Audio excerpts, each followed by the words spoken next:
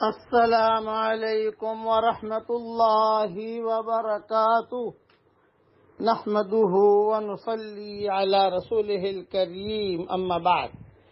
آج کا سبق سن لیجئے۔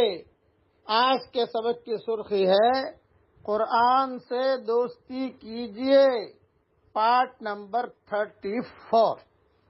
حضرت ابو موسیٰ اشعری رضی اللہ تعالیٰ عنہ سے روایت ہے کہ رسول اللہ صلی اللہ علیہ وسلم نے ارشاد فرمایا، میں اشعار قوم کے رفقائے سفر کے قرآن کریم پڑھنے کی آواز کو پہچان لیتا ہوں، جبکہ وہ اپنے کاموں سے واپس آ کر اور اپنے دھندوں سے واپس آ کر، اپنی تجارت سے واپس آ کر رات کو اپنی قیام گاہوں میں قرآن شریف پڑھتے ہیں، اور رات کو ان کے قرآن مجید پڑھنے کی آواز سے ان کی قیام گاہوں کو بھی پہچان لیتا ہوں، اگرچہ دن میں نے انہیں ان کی قیام گاہوں پر اترتے ہوئے نہ دیکھا ہو۔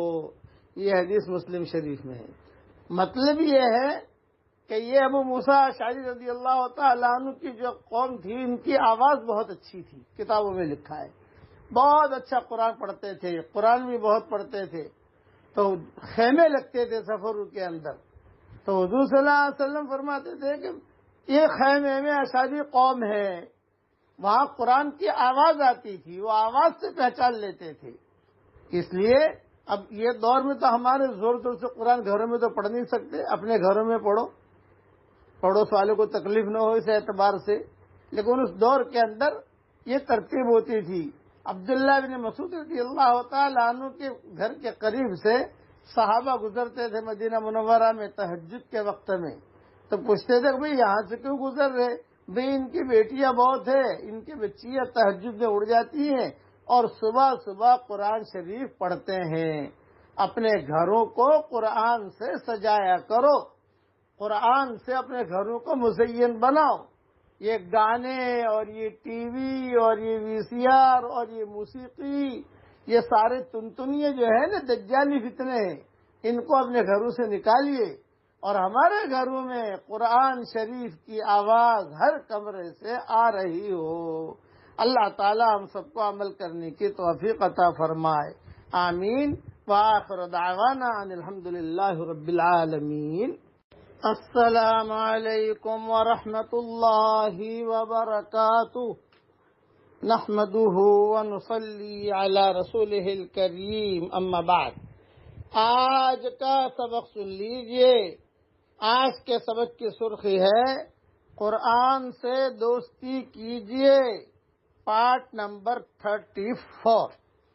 حضرت ابو موسیٰ اشعری رضی اللہ تعالیٰ عنہ سے روایت ہے کہ رسول اللہ صلی اللہ علیہ وسلم نے ارشاد فرمایا، میں اشعار قوم کے رفقائے سفر کے قرآن کریم پڑھنے کی آواز کو پہچان لیتا ہوں، جبکہ وہ اپنے کاموں سے واپس آ کر اور اپنے دھندوں سے واپس آ کر، اپنی تجارت سے واپس آ کر رات کو اپنی قیام گاہوں میں قرآن شریف پڑھتے ہیں، اور رات کو ان کے قرآن مجید پڑھنے کی آواز سے ان کی قیام گاہوں کو بھی پہچان لیتا ہوں، اگرچہ دن میں نے انہیں ان کی قیام گاہوں پر اترتے ہوئے نہ دیکھا ہو۔ یہ حدیث مسلم شریف میں ہے۔ مطلب یہ ہے کہ یہ ابو موسیٰ اشعری رضی اللہ تعالیٰ عنہ کی جو قوم تھی، ان کی آواز بہت اچھی تھی، کتابوں میں لکھا ہے، بہت اچھا قرآن پڑھتے تھے، قرآن بھی بہت پڑھتے تھے، تو خیمے لگتے تھے سفروں کے اندر، تو حضور صلی اللہ علیہ وسلم فرماتے تھے کہ یہ خیمے میں اشعری قوم ہے، وہاں قرآن کی آواز آتی تھی، وہ آواز سے پہچان لیتے تھے۔ اس لیے اب یہ دور میں تو ہمارے زور زور سے قرآن گھروں میں تو پڑھ نہیں سکتے، اپنے گھروں میں پڑھو، پڑوس والوں کو تکلیف نہ ہو اس اعتبار سے، لیکن اس دور کے اندر یہ ترتیب ہوتی تھی۔ عبداللہ بن مسعود رضی اللہ تعالیٰ عنہ کے گھر کے قریب سے صحابہ گزرتے تھے مدینہ منورہ میں تہجد کے وقت میں، تو پوچھتے تھے کہ بھئی یہاں سے کیوں گزر رہے؟ بھئی ان کی بیٹیاں بہت ہیں، ان کی بچیاں تہجد میں اڑ جاتی ہیں اور صبح صبح قرآن شریف پڑھتے ہیں۔ اپنے گھروں کو قرآن سے سجایا کرو، قرآن سے اپنے گھروں کو مزین بناؤ۔